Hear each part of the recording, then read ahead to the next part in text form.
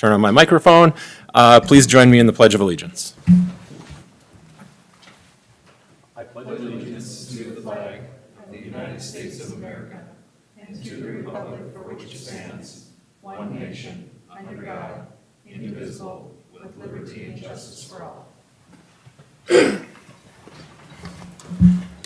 All right, roll call. Stedman. Here. Zundel. Here. Erickson. Here. Jorgensen. Here. Jurdovic. Here. All right, the next item on the agenda is to approve the order of the agenda. Motion to approve. Second. We have a motion and a second. Any comments? Hearing none. All those in favor, please say aye. Aye. Aye. Aye. Opposed? Motion passes. Approval of the minutes from the August 3rd, 2026 commission meeting. So moved. Second. All right, we have a motion and a second. Any other comments? Hearing none. All those in favor, please say aye. Aye. Opposed? Motion passes. Item F, the building permits. Commissioner President, Yes. I would like to recuse myself from voting on item F, the building permits. All right. Question on that, Mayor Jurdovic. Okay. I do have my name appears on the building report list. I'm getting a deck put on. Okay. Just wanted to throw that out there. Everybody can see my name. I'll be voting on it, so. All right. Is I there, move the building permits. I'll second. okay, we have a motion and a second. I was trying to determine if what she said, I didn't quite catch it all, but we're going to go with that being the motion and a second. Any other comments? Hearing none. All those in favor, please say aye. Aye. Aye. Aye. Opposed? Motion passes. All right, the consent agenda, items A through M.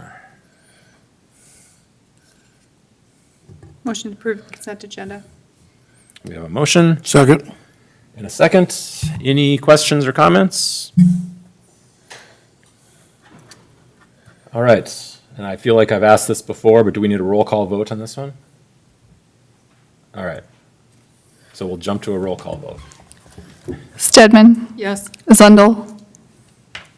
Yes. Erickson. Yes. Jorgensen. Yes. Jurdovic. Yes. Motion passes. All right, on to the regular agenda. Item number 1, public comment. I believe we do not have anybody signed up. All right, and there are no public hearings, so we will jump to item number 3, the second reading of A26-5 Sandhills 9th edition. Aaron Nelson, Director of Planning and Zoning.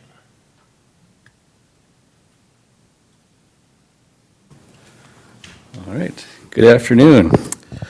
So item 3 is a request for subdivision and zone change from A agricultural to LI light industrial to accommodate industrial redevelopment of the southern portion of the Sandhills Archery Range, as well as some adjacent parcels of land. This item was presented at the August 3rd Commission meeting in full, at which time a public hearing was held and the first reading of the rezone ordinance was approved. There have been no changes to the proposal since the last meeting, and so the requested action tonight is to consider the second reading of the rezone ordinance, final approval, as well as final approval of the Sandhills 9th edition subdivision plat and associated agreements. Happy to answer any questions you have for staff, otherwise that's the recommendation. All right, anyone have any questions? Make a motion to approve. All right, we have a motion to approve. Second. And a second. Any questions or comments? Hearing none, we'll jump to a roll call vote. Stedman. Yes. Zundel. Yes. Erickson. Yes. Jorgensen. Yes. Jurdovic. Yes. All right, item number 4, update regarding short-term rental licensing. Aaron Nelson, Director of Planning and Zoning. All right. So item 4 is just a quick status update to the commission regarding the city's new short-term rental licensing system, which went into effect July 1st. This is a request by Commissioner Jorgensen. So I can report that as of today, the city has received 12 applications for short-term rental licenses. Of those 12, 9 have now been issued, 2 are currently in process, and 1 has been withdrawn. Also, I'd like to note, as noted in the staff report as well, staff is working to identify unlicensed rentals that are currently listed for rent in the city. Our intention would be to send out notification letters to those property owners, just notifying them of the rules and providing some instruction on how to apply. We'll be giving them 30 days to come in and make that application. So this is an informational item, no action is being requested, but happy to answer any questions or any follow-up discussion commissioners may have. One quick question. So are we going to, on an ongoing basis, kind of do some searches to try to uncover new properties that have, is that the plan? Yeah, we certainly can. I mean, we'll see, our intention was to give it 1 month, see how much, voluntary compliance we get, and then kind of assess where we're at. So far, I think we've identified maybe a handful, 5 or so, that are currently unlicensed. So to our knowledge, there's not terribly many out there. Our hope is that we can bring. But it probably changes on an ongoing Yeah. basis. So, I mean, periodically, at least it might be. Yep. So I think that's something we would do informally. Our intention is not to, set a certain date every year and, go Right. after these folks, but Okay. more of an informal type process for sure. Can you Any tell other me what the questions? cost was for the application? $150 Okay, for the year, for the year, yep. sorry. Oh, no, you're Commissioner fine. Jorgensen, did you have a question? So the 8 licenses have been issued, the fire department's been through there, they've met all the criteria and stuff like that? Correct, yep. Okay. Okay. Thank you. Mayor Jurdovic, if I Yeah. could. Aaron, can you remind us one more time, why are we having a separate licensing process for short-term rentals as opposed to long-term rentals? Sure. So there's kind of a long history here, and I didn't include all that in the staff memo in terms of the history, but going back a couple of years, I think there was some discussion amongst the commission at the time, some concerns regarding loud parties, different things going on at short-term rental properties. And so the intention or the direction from the commission at the time was to basically explore options for addressing the situation. Staff put together an initial policy memo that outlined a couple of options. One option being to kind of beef up some of our nuisance codes. I forget the second I know. option. The third option being kind of a full-fledged licensing apparatus to police it that way. The commission ultimately decided on option 3 and directed staff to move forward on drafting a short-term rental ordinance as well as a licensing requirement. There was some back and forth between the Planning and Zoning Commission and City Commission. Ultimately, the City Commission established a short-term rental committee. I might be mixing up the timeline a little bit there, but there were 2 commissioners and I think 3 staff on that committee. Held a couple of, probably 5 different meetings, open to the public to engage in some conversation. And so that's kind of how we ultimately got to the short-term rental ordinance. In terms of your question, in terms of why short-term rentals and not long-term rentals, I think we maybe touched on that a little bit. I'm looking at Commissioner Jorgensen because he was on Yeah, the no, committee. So part of it also was short-term rental, we weren't collecting any lodging tax. And then I think the other part was, so the police department knew, and a short-term rental, we wanted to make sure it was inspected, as far as fire codes, you list 6 bedrooms and you don't have egress, methods to make sure it was like a motel. So there was some regulation over it. And then, like notifying the neighbors was a big part of it. We did send a questionnaire out, or had it online, and I don't remember how many responses we got. But, so now we know the addresses, we send the notices out to the surrounding, sides and back. So, and then rely on PD too, if they go and there's a loud party, if they ask the question, is this a VRBO or Airbnb, and it's not on the list, we can address it. Maybe one thing to add too, I think part of the concern early on was kind of the more transient type nature of short-term rentals versus longer-term rentals. There was some discussion on, is this really a commercial type activity taking place in residential neighborhoods? It's more kind of like a hotel, if you will, than a residence. The distinction is anything 30 days or longer is generally considered kind of long-term rental. and that's treated just like any, owner occupancy as a residential use. So that was also a distinction that was made early on in terms of why we're focusing more on the short term than the long term. Awesome. I appreciate it. I think the ordinance is really good. I think it could have been a little bit better, but I think it was really good. The only other question is for all the people that aren't listening but may listen in the future. Why would what would be an incentive for them to obtain the license? And just for example, could they note that on their listing that they are a licensed operating entity or, whatever? Yep. Yeah. Yep. Along those lines. And I believe we have some language in there that they should have their license number posted on their advertisements. But yeah, some of the benefits are the public safety inspection that the fire department does. So people that do rent from a licensed renter can know that they have gone through that safety inspection. They've got all the, fire alarms, extinguishers, all that good stuff, exits noted. Yep. There's Thank also you. some parking rules in there, and then the amount of people that are non-related. So you couldn't have like 4 or 5 couples that weren't brothers, sisters. So I think we looked at 5 other towns and made ours.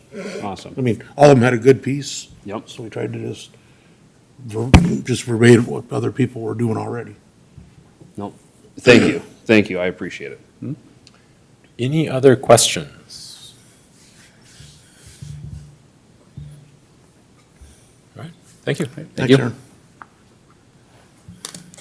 Item number 5, document-ready site process for former city lagoon areas. Casey Sanders Berglund. Good evening. Do you have the mouse?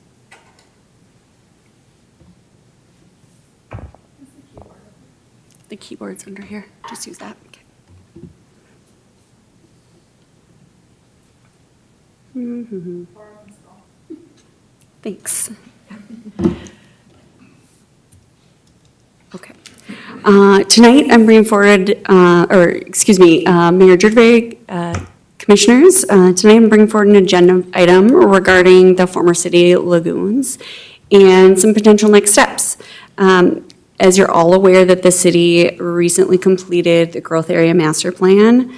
As you've probably read through that, part of that plan indicated that we should pursue something noted in there, a shovel-ready site, otherwise known as a handful of different names, but also a document-ready site, in which this area has been being decommissioned by the city staff in the last handful of years.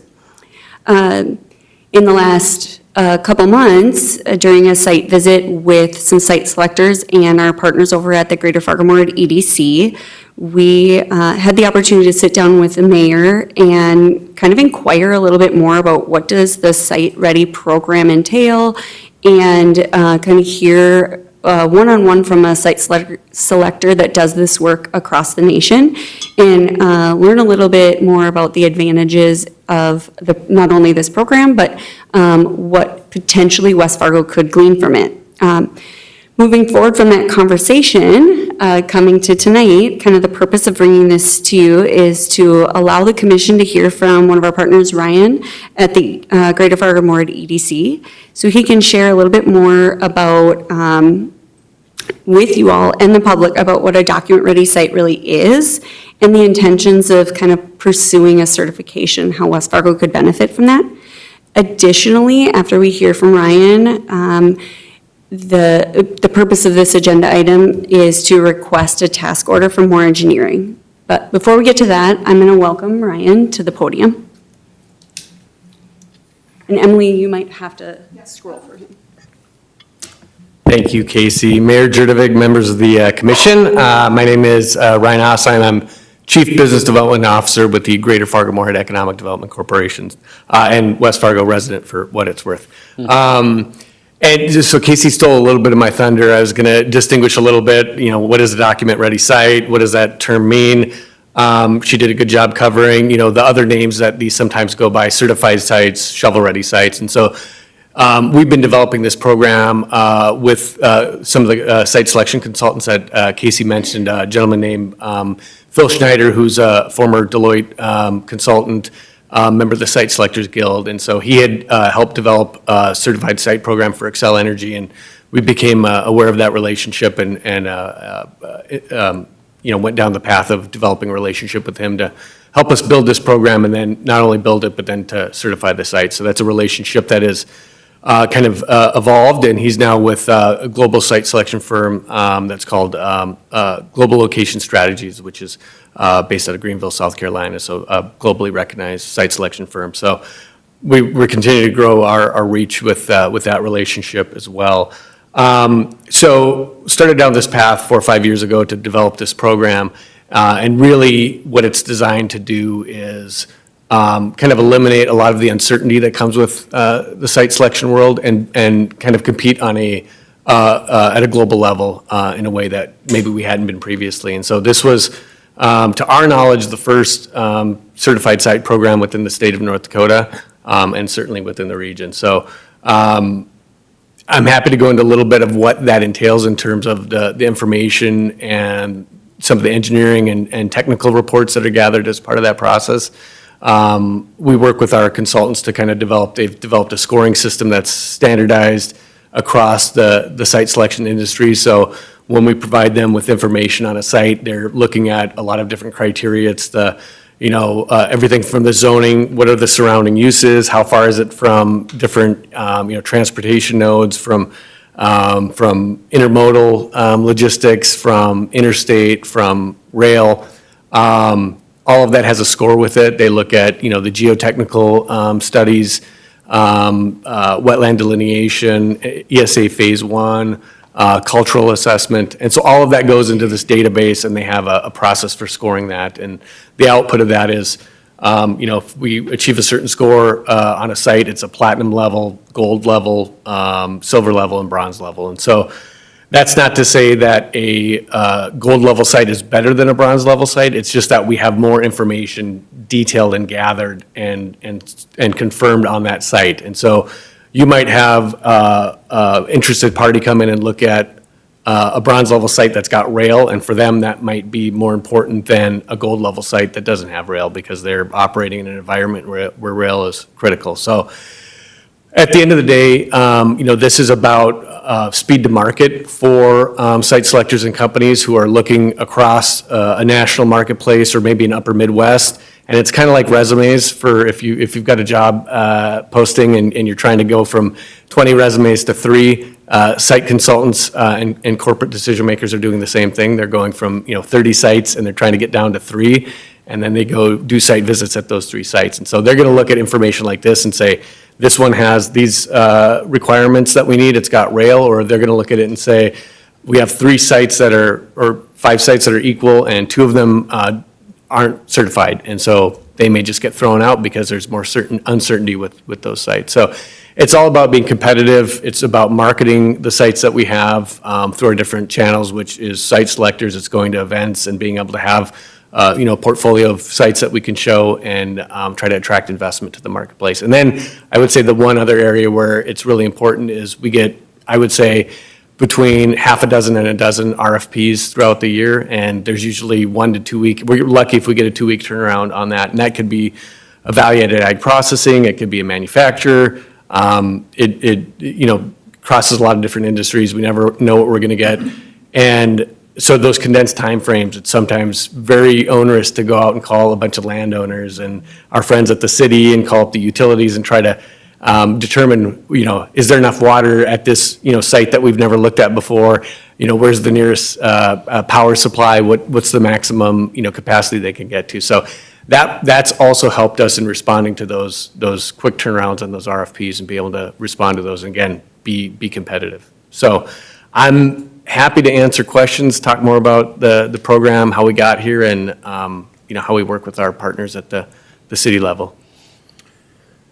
I'll start with a question that I personally know the answer to, but I think it's good to talk about. So, today, if you're at an event and you're talking about some of these sites across the area, there are, document-ready sites in Fargo and Moorhead and Kindred, none in West Fargo, correct? That is correct, yes. All right. So from that perspective, we're kind of missing out on an opportunity in terms of attracting some of those businesses that might be looking specifically for that kind of site and so forth, correct? Yeah, I think when it comes to, again, the decision makers, whether they're site selection consultants or whether they're, working directly for the corporation or business that's making the decision, they're looking for certainty. And again, there's great sites in West Fargo, there's great sites in the metro area. I would say we have I'd say a much cleaner product to present when we have a site that's certified and has all that information ready to go.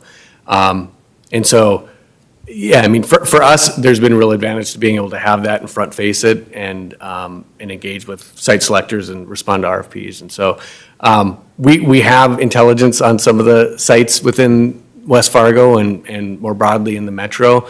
But there's a lot of things that change from month to month and year to year, especially in a market that's this dynamic, that's growing, where there's new developments. And so even if we have a site that we knew something about a year ago or 6 months ago, we've still got to go back to the city, we've still got to go back to the landowners, we've still got to go back to the utility partners and verify that all that information is accurate and correct and up to date. And again, we're happy to do that for the right client and the right project, but if we're competing just to stay on the list of that project's interest, then, the timeframes are very condensed for getting that information conveyed in a timely manner.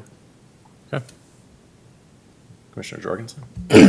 Which engineering firms put these together? So there's a lot, Brown, Intertech, more engineering, certainly I would be capable of doing that. But have they, is what I'm asking. The way the programs have worked so far is landowners, so we all of the sites in our portfolio are privately owned, and so those landowners have gone out and commissioned those studies. And so I know, I bought up Brown because I know that was one of the firms that's been used by a previous owner. I guess the reason I'm asking, I'd like somebody that would be familiar with it versus us hiring more and having a learning curve, and learning curves cost money. Do we have a budgetary number for this project? Yes. Thank you, Commissioner Jorgensen, for that question. Matt Brockniak is here from Moore Engineering that can also answer this, but Moore Engineering has done this work, is doing this work. There's a couple sites that they're currently working on that are 1,000 acres, from my understanding, for it. They've got an environmental team for it. And then the other reason to bring them in particular in on this specific project is they designed the lagoons. They've also been part of helping the correspondence between us and the governmental units that have overseen the decommissioning of the lagoons. So they have a lot of inherent knowledge on this site in particular, including the adjacent project to the Drain 21 that's going on, and just anybody else, we would have quite a learning curve for them to just get up to speed on the site. So that's why it is more specific, and we do have an MSA with them for it. But yes, they are in the business of doing this, so. Okay, no, great comment. I was just, Yep. I mean, No, good clarity. it's It good. just, Good question. first they hadn't done one, so now it's clear. And then back to the budgetary question. That gave me the thumbs up, so Do we have an estimated dollar value that? So I can tell you what an estimate is on the studies, yeah. So I would say it's anywhere from, and these are general numbers and they change from year to year, $35,000 to $75,000 for all the studies. But this is certainly an environment where, anyone that's pursuing a document-ready site can choose. Do they want to do the ESA Phase 1? Do they want to do the geotech? Do they want to do the wetland delineation? All that's going to contribute to the end score. And so if you're looking at it and saying, I don't know that we want to bear the cost of those, and we'll be certified at a bronze or silver level, that's certainly the option of the owner of the site that's going to be certified. And the goal to doing each of those steps is to remove a hurdle down the road that might be the reason somebody Somebody goes asking the somewhere question. else. Yeah, and I would say with a site like the lagoons, there's obviously, I think Correct. we know there's some extraordinary remediation and There's some probably. secrets buried in there. Yeah. Mayor Jurdevig, could I ask a question? Please do. I know in our Economic Development Committee meeting, someone had brought up a really good point or comment about just the comment of maybe engaging kind of the geotech side of things to start with, because we may get to that point first and then realize, okay, it's not packed enough, or it's all gonna have to get dug up and repacked, or whatever else. Is that a consideration in doing this? Or if we are approving something like this, are we approving kind of the whole process start to finish? If I could take that one, Commissioner Zundel. It was brought up at EDAC, is from one of the members of EDAC, that maybe the first step, it would be to let's just do the geotech work, because we have brought in a 500,000 yards of fill from the FM diversion project. There is some validity to doing that. However, there are some certain things that you can't do in the winter. The environmental portions of it, the wetland mitigation portion of it. So if, right now, to answer the other part of the question is, are we approving the whole thing right now or anything? We're not approving moving forward with anything. The action item for tonight would be to pursue a task order with More Engineering. Tonight is more to get a little bit of a scope. Do we want to go full-blown? What would it take to get platinum status? Do we want to just proceed with the geotech portion of it? In discussions with Braun, with a site this size, they're estimating it's probably going to be close to 50 bores out there. There is another site in Moorhead where they've been doing roughly about 30 bores with the different things with that, and that alone, just the geotech from Braun to do that work was in the neighborhood of that $30,000 to $40,000. So we're expecting that we'd probably have 50 bores across the entirety of this site. So the total cost for it yet to be determined, but the number that Ryan gave for a site of this size, just in discussing with the geotech engineer with Braun, is that we're probably closer to the number that Ryan presented just to get the geotech portion of that done. And just to clarify on that, when we're talking specifically about the approximate 200 acres on the south side of 12th Avenue and the quarter section that has been decommissioned on the north side of 12th Avenue. Correct. Not any of the, well, there's 3 other cells that are in, two that are functioning and one, I think, in the Right, yeah. decommissioning process. It's not those 3 cells, correct? Correct. Right now, Cell 7 is the very north one. That's in the process of being decommissioned by Public Works. The other 4, that quarter section, as you stated, they have been decommissioned. So the 3 cells, 8, 9, and 10 on the south side, as well as the quarter section square area. So approximately 360 acres is Yep. the footprint that we're talking about. Yep, exactly. And then the anticipation would be is what we find there is fairly assumed that would be also found in the new areas that we decommission to the east. The only thing would be is whether a site selector is going to verify that or if they should trust that, but that's something that we can scale this at a later date. If we get through everything and we say, that wasn't such a painful process, we should, after we get everything done there, depending on, by that time, we might actually have a user or a developer that wants to pursue it, and there's no need to continue on with the effort on those lagoons being decommissioned. But right now, we are not scoping anything in those 3. We just assume what we find here is there. But just kind of going back to your cost question, Commissioner Jorgensen, I would anticipate if we just did the geotech work, that probably is looking more in the neighborhoods of that $40,000 or so. But if we just do that and we don't move forward with the others, we will have to wait till next spring to do the wetland mitigation out there, because you need to see current vegetative growth, and we've got about a month and a half window to do that work as well as the Phase 1 ESA too. So some of it needs to happen. Yeah, what is the total timeline from start to finish if you were, because we know now you're talking about winter, so what is the timeline? Are we talking 6 months? Are we talking a year to get this done, or?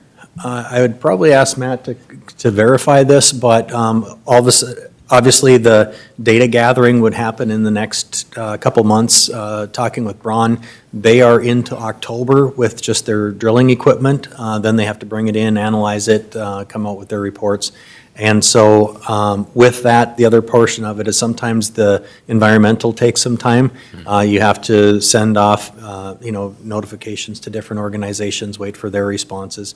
Typically, there's 30 days for them to get back to us. If they haven't gotten back to us, we're able to assume that it's not. But when you start talking state historical preservation, that type of thing, they normally have a longer leash on a time frame. And as we found with the stockyards, that the state historical portion of that site, just the geotech work for that site, that actually took quite some time, a number of 2 years probably, by the time that we got some agreement with them on what to do with it. So I would expect that if we were to begin, say we were coming forth with the task order at, say, the next commission meeting, and that gets approved, I would expect that it would probably be closer to that 9-month process. I would expect that we would be done by probably this time next year. We would be able to be in the pamphlet, and that would be the goal.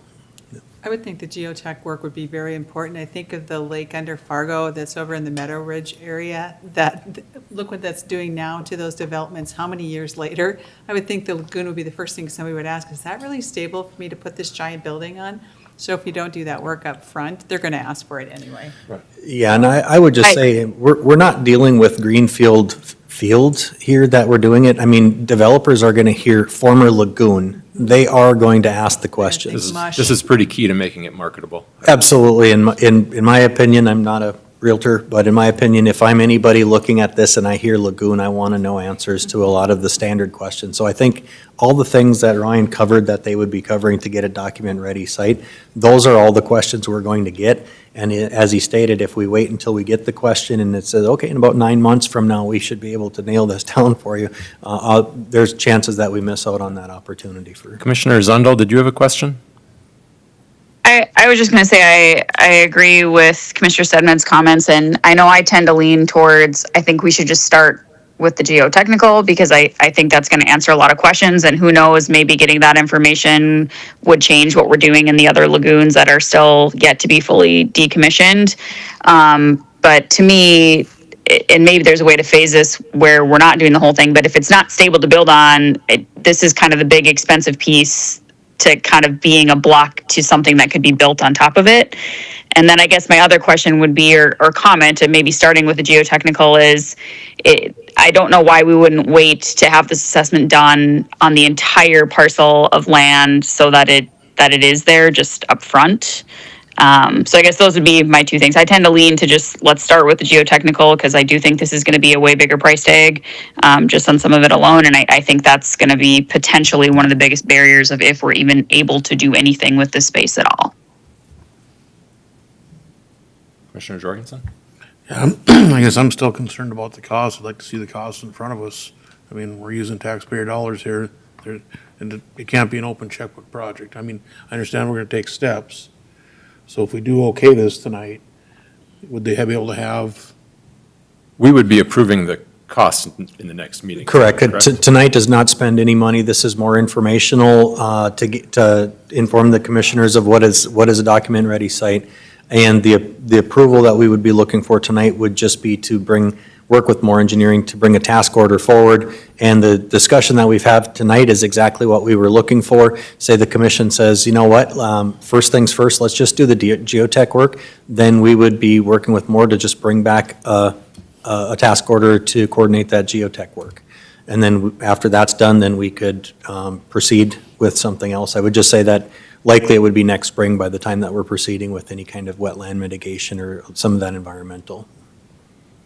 Which if we have time, we have time. I mean, we do own the lagoons, and it is our time frame that we want to work with. So whatever the commission is comfortable with is what staff would be directed to move forward with.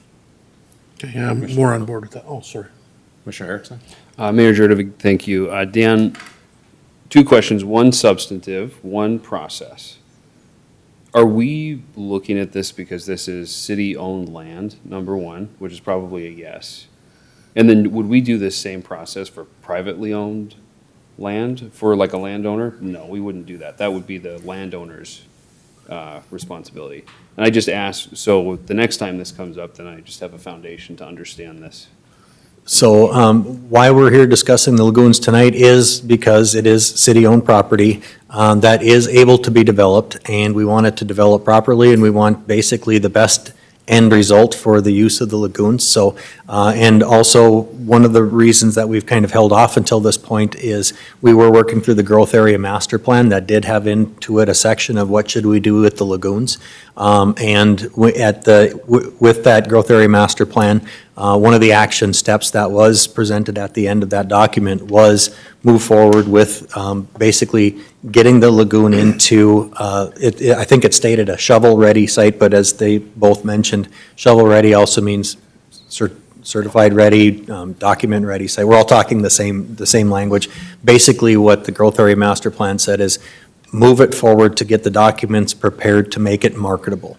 And so that is the ultimate goal here. It's not for us to determine exactly what's going to happen here, but it's basically for us to be able to say to potential development or developers or businesses, here's what we have, and say we were to just put it up for sale on the market, somebody that's looking to purchase it, they might not say we went out just for a bid.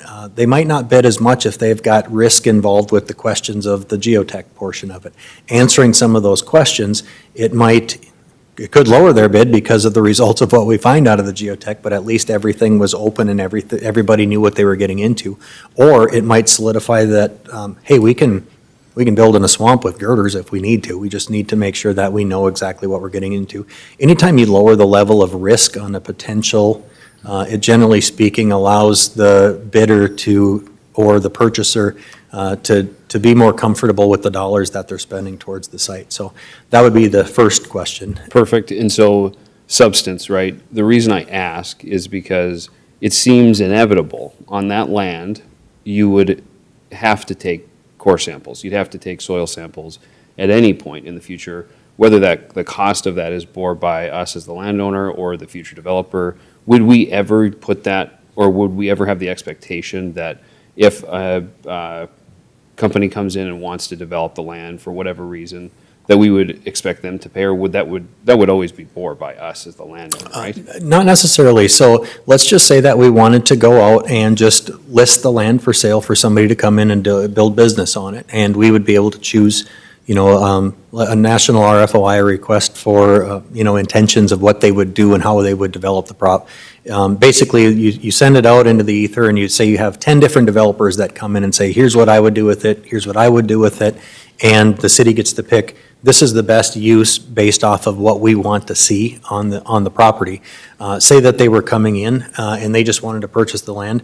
They could just come in, they could do whatever diligence that they wanted to make sure that they can build a building on it. This isn't done for everything.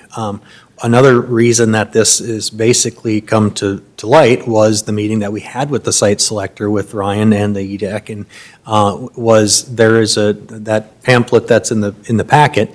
When they are out marketing all these document-ready sites in the Fargo-Moorhead area, there is nothing there that shows that West Fargo has anything for them. And one of the comments the mayor made is we should do something to be able to get on this list so that way we can take advantage of the marketing efforts of that agency to help promote West Fargo with it. And in doing so, all we're probably doing is answering a lot of the questions that they would have anyways. But let's just say Microsoft wanted to come and build a campus. They've got engineers, they can figure it out and do all the different things. I have no idea if the data center that's going up near Harwood found a document-ready site, but as fast as that thing came and went up, I can't imagine there was 2 years of prep on that site.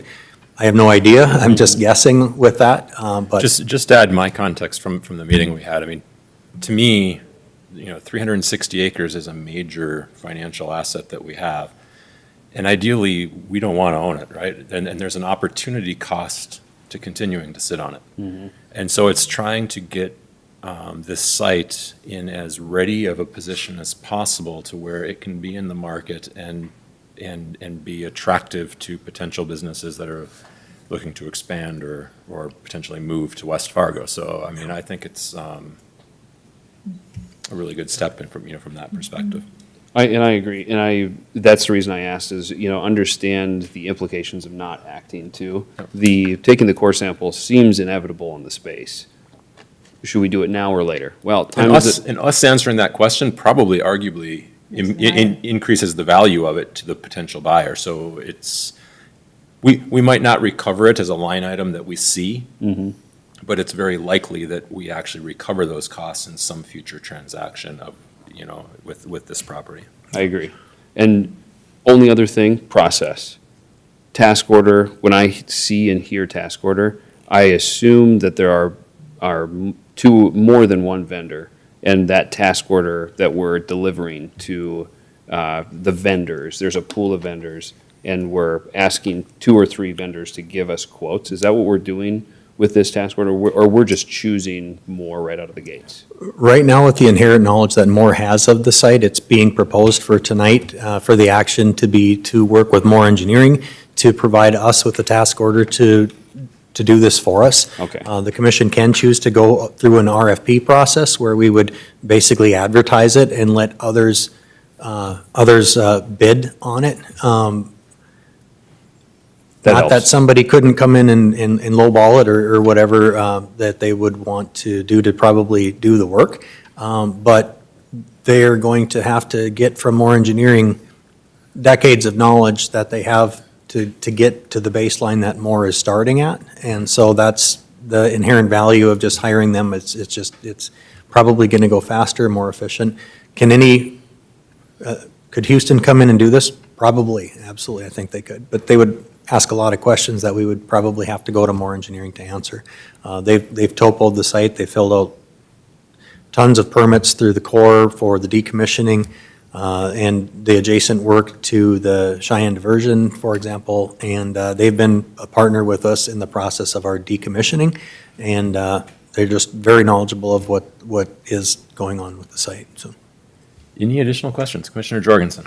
Just to take off of the word you said attractive. I've sat in the meetings, what are we gonna do with the lagoon where the salt shack is sitting? I'm sorry, what, Proposed, in several years, what's being proposed for where the salt shack? that would remain in the city property, because just west of the salt shack is our SA 40 lift station, the sanitary lift station that pumps everything from West Fargo to Fargo.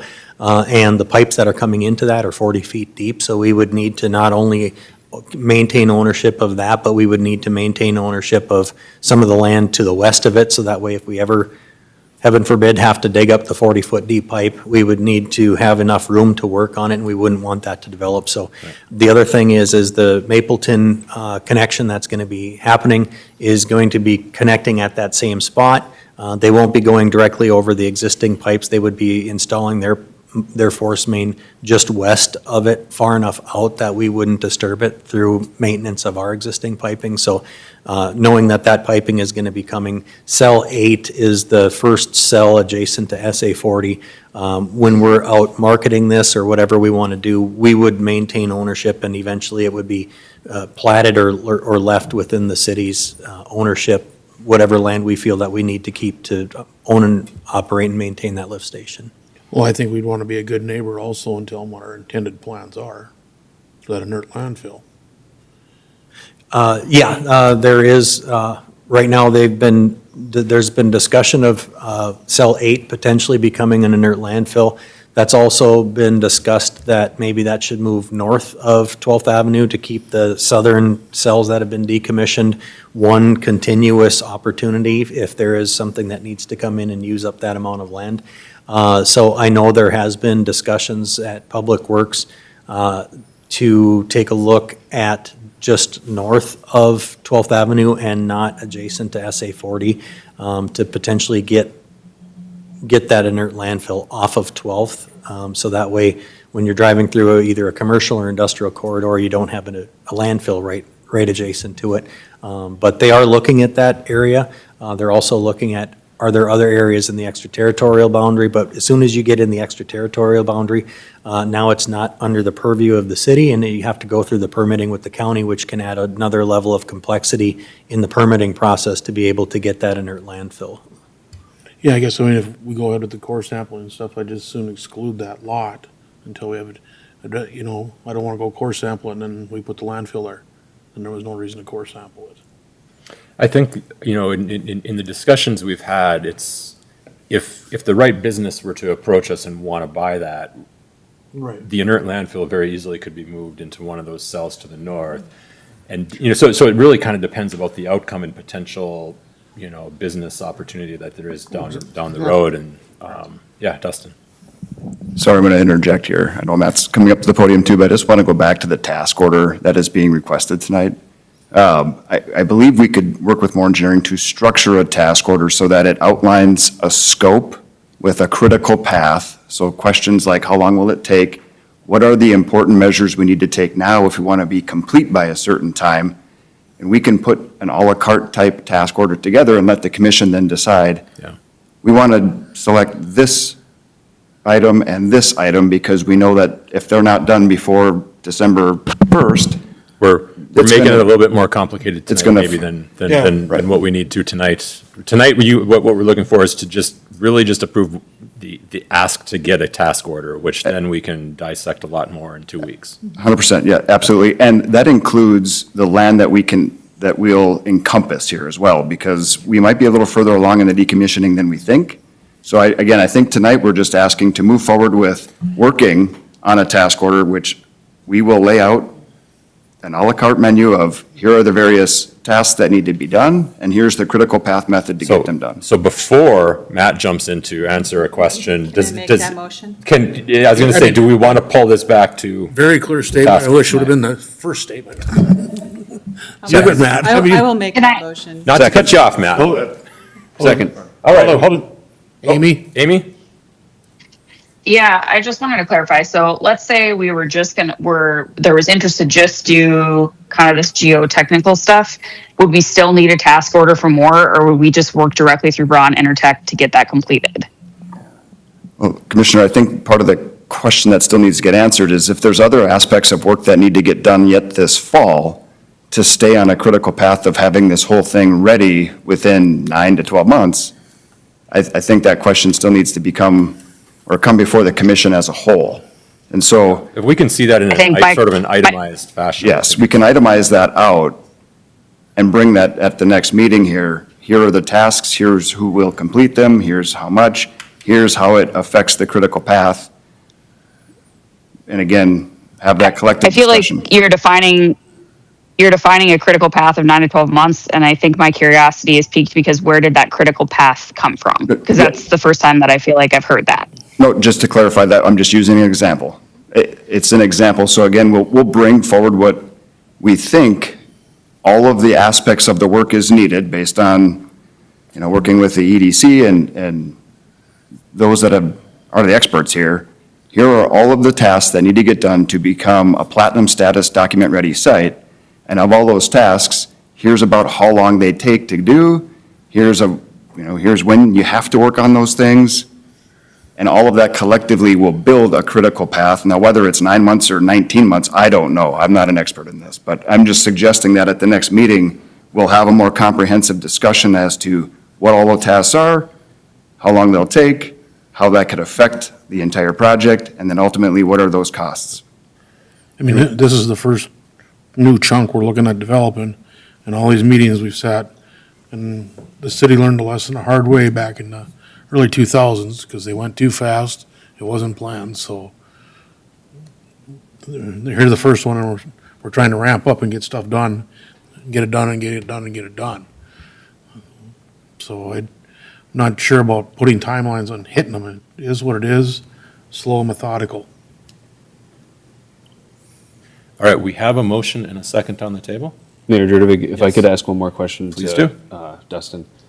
There will not be a dollar of public money spent to procure this task order, correct? Correct. As far as I know, we're going to ask more engineering to develop a task order. I don't believe that's going to cost any. We're not paying more engineering to write a proposal for us. Right. No. Got it. No. All right, any further conversation? So we have a motion and a second to request a task order for our next meeting, and we'll continue the conversation then. Let's have a roll call vote. Stedman, Yes. Zundel, Yes. Erickson, Yes. Jorgensen, Yes, Jurdevig. Yes. Motion passes. I think we just All need right. some direction, and that's, Yeah, we have Yep. to start. we didn't have no direction right now, 10 minutes ago, but thank you guys. All right, item number 6, 2026 Pavement Conditioning Index, Jerry Wall, City Engineer.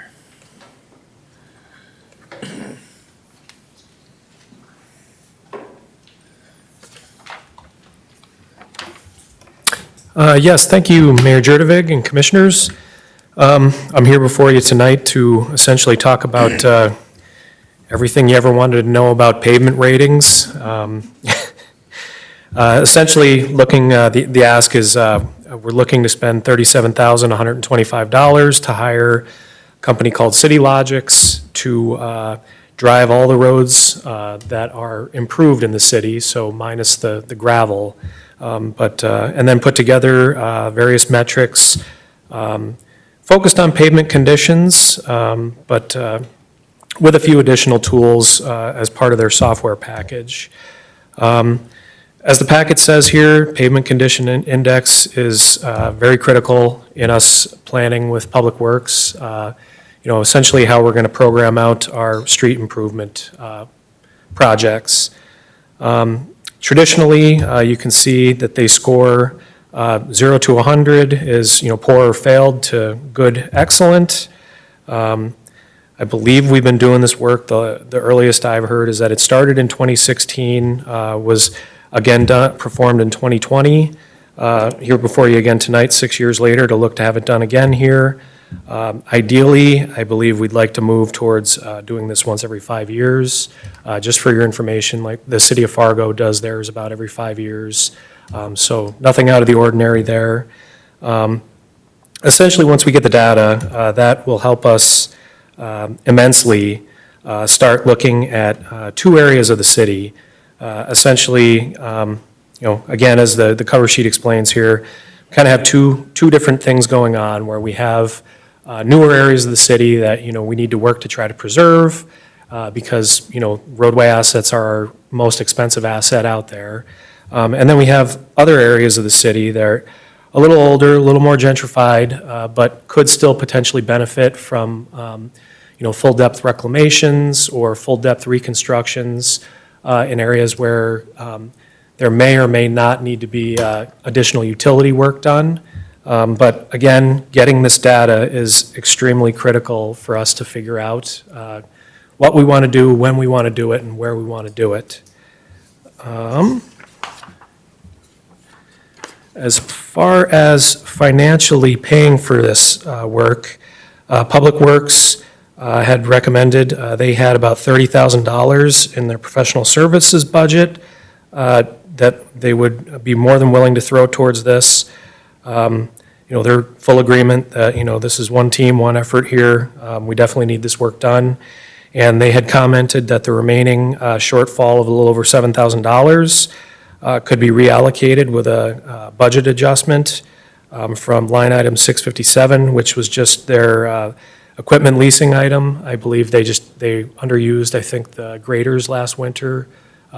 Just use them less than they thought they would have. So there is some additional funding available there.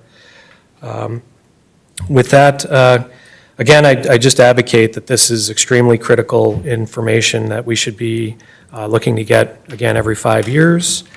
I did, for your information, provide a pretty commonly accepted deterioration curve for the types of treatments that we'll be looking to program for asphalt streets.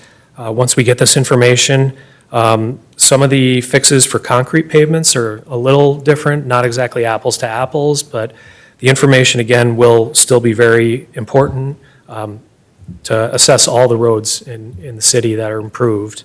And with that, I'm available for any questions you may have. I was just curious, in 2020, what process did we use? The fact that you can have a camera go and look at all these roads and the depth in AI to me is amazing, but what did we use in 2020? I'm not 100% certain. I was very loosely involved in the work back then, but I believe there was pretty common to have a van that has a downward-facing camera and multiple sensors to drive around and essentially collect all the data that way. I will say this one is unique in that I believe out of this, a lot of the sensors, cameras, LiDAR units, things like that are mounted on the top of the vehicle. But I believe the technology is there that it shouldn't matter at this point. But it is, I guess, a little unique in regards to the way it was done last time. Is this company being used somewhere else besides, I mean, in the area that we spoke with, that they liked the results when they were done? I do not believe they had anything in the immediate area that they'd done, but there had been several cities in the Midwest where they had worked and, they provided references. I think it's amazing. Right? I can't imagine 20 years ago what we were doing is someone looking out the window, looking at the roads a compared to. notebook and a With a pen. notebook and a pen writing down there's a pothole. It was a lot at more recent 7th than 20 Street. years ago. Yeah, crazy. And 35,000, although it's a lot of money compared to, what it was, a 200 miles of roadway, is that what I read? Does not end up for every mile. That's not very cost effective. We think so as well. Yeah, thank you, Jerry. Yeah, you bet. Other questions? Mr. Mayor, if I could? Yes. I'm going to go back to Commissioner Stedman's question. Just for context, I pulled up the proposal that we approved in 2020. A little bit different technology, but for the most part, same results. We approved that contract for $74,500. So I think the advancement in technology has made it a more efficient process. So again, I think they've got a good contractor here and excited to get that work done. All right, so we are looking for a motion to create project number 9076, accept quote and authorize city staff to purchase PCI survey of the roadway network. I'll make that motion. We have a motion. Second? We have a second. Any further conversation or discussion? Mayor Jurdevig, last question for Jerry. Jerry, is there sometimes projects can exceed the ceiling that they propose? Is this one of those that could ever seemingly exceed 37 grand? I was told this is the fixed price Okay. for the contract. Okay. I guess never say never. Yep. But yeah, Okay, thank you. you bet. Great question. All right. Roll call vote. Stedman, Yes. Zundel, Yes. Erickson, Yes. Jorgensen, Yes. Jurdevik. Yes. All right, item number 7, resolution authorizing the issuance of improvement warrants. Katie? Thank you, Mayor and Commissioners. Before you is a resolution to issue bonds to finance the improvements in improvement districts 1345, 1353, and 2290. The city is pledging special assessments for debt service on those bonds. They were sold today. This is John Lundby from Colliers, and he can talk more specifically about it. But generally, they were sold at a premium. The interest rate's 4.44%. They're 25-year bonds, but they'll be callable first in 2034, so you'll be able to do that. I'm available for any questions, but Mr. Lundby is also available for specific sale questions if you have those. Thank you, Katie. Good evening, Mr. Mayor and members of the commission. My name is John Lundby. I'm with Colliers in Bismarck, and I'm pleased to be here before you this evening to present the results of the public sale that we conducted this morning for the city's refunding improvement bond series 2026 issue.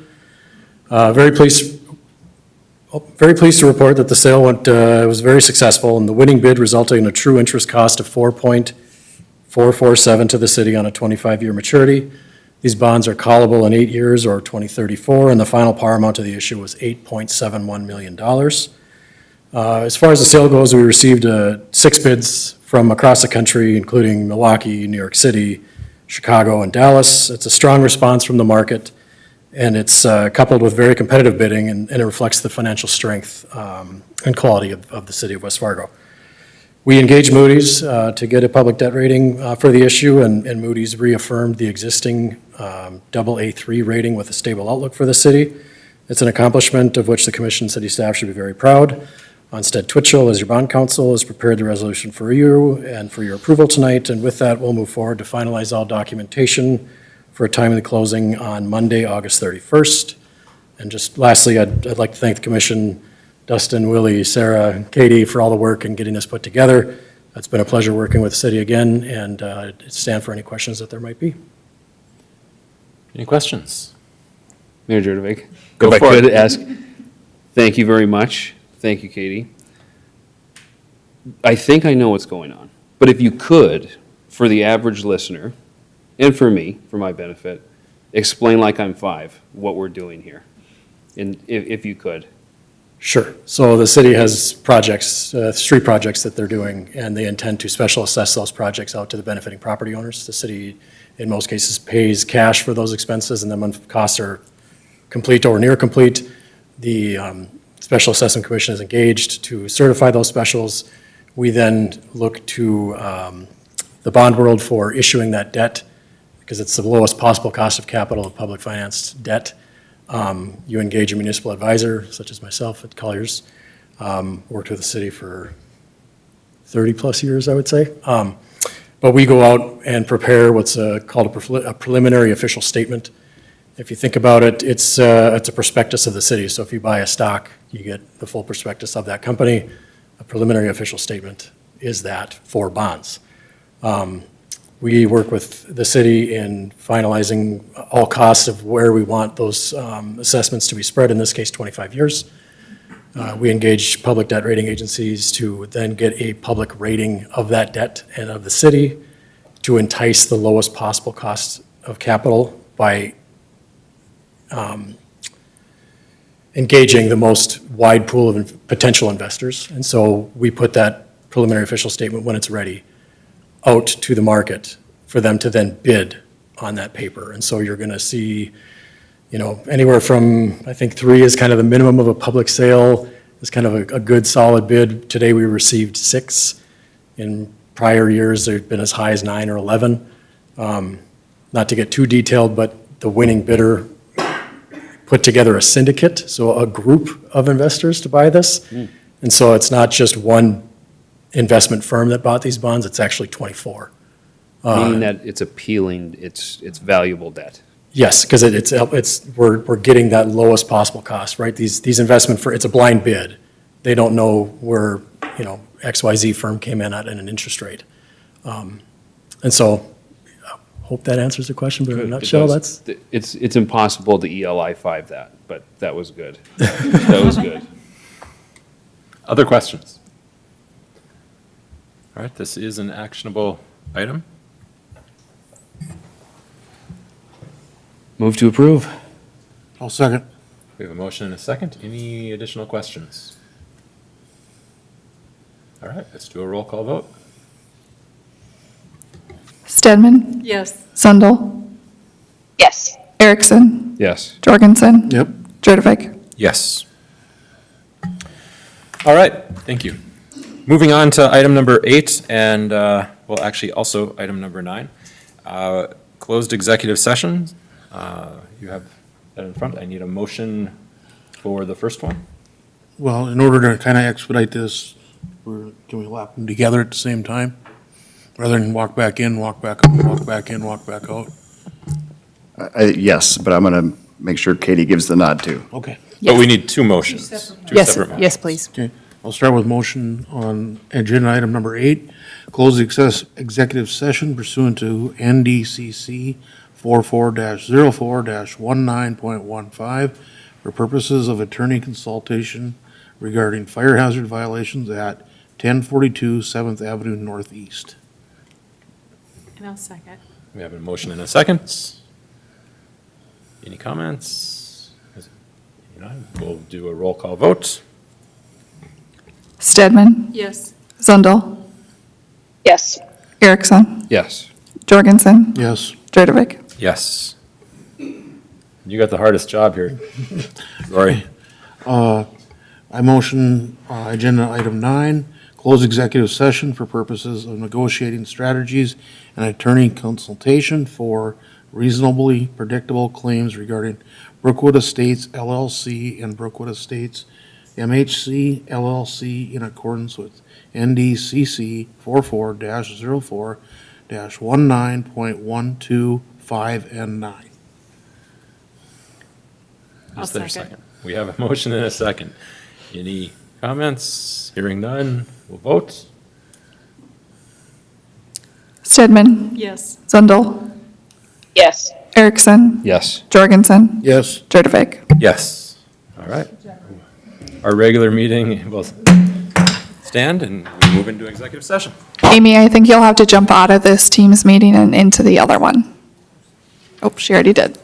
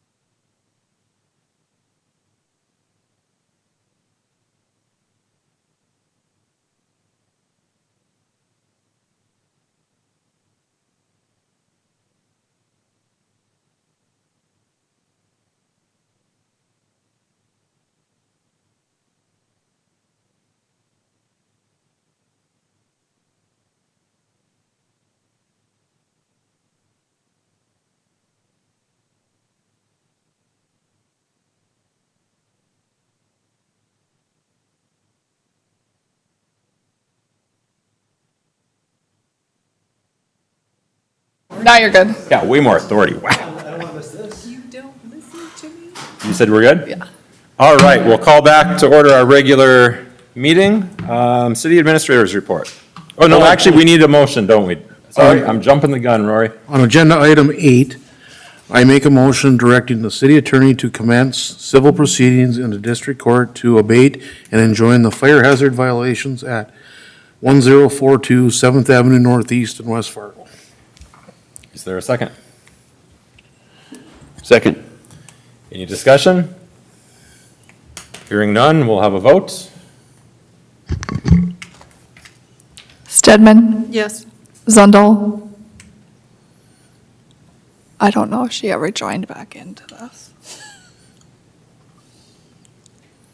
I don't see her. We still have a quorum. Yeah, so we're good, okay. Erickson, Yes. Jorgensen, Yes. Jurdovic. Yes. Motion passes. All right. Now on to the City Administrator's report. All right, thank you, Mayor and Commissioners. I'll be really brief. I know the mayor's on his way to Bismarck tonight, so I'll take my list of 12 items down to 4 here.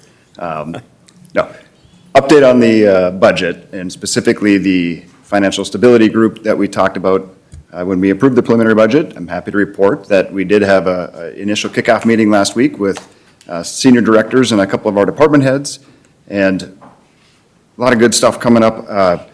Specifically, the next steps are going to be to focus on putting together an education package on our compensation and benefits. What do we have? How does it work?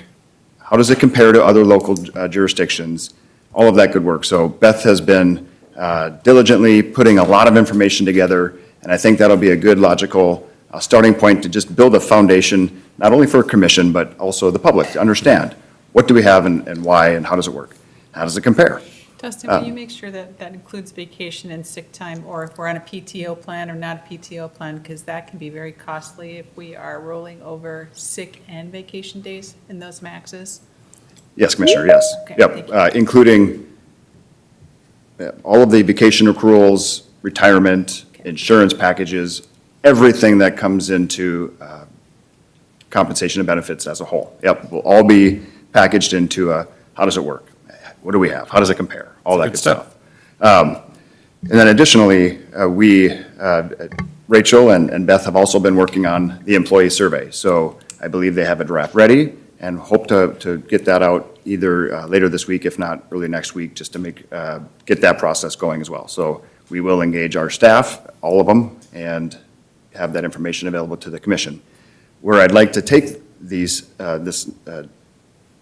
again, the compensation information and the survey, I'd like to schedule a time to have a workshop with the commission, a public, the regular commission meeting is maybe not the right form. I'd like to have a really sit down, kind of like our onboarding session where we can sit around the table and really go through this in great detail with the right department heads at the table to help explain that. So be looking for email correspondence over the next few days as to when that may occur, but I anticipate that occurring before our next commission meeting. So sometime between now and September 8th, we'll have that workshop. So with that, any questions? That's all I have for you. Thank you. All right, any correspondence? I'm assuming no? Yeah, item A. I don't have any correspondence, but I do want to, Emily just reminded me, our next commission meeting is on September 8th because city offices are closed on September 7th for Labor Day. All right. But no additional correspondence, right, Emily? All right, Okay. any non-agenda items? Motion to adjourn. Is there a second? Second. We stand adjourned. Yep.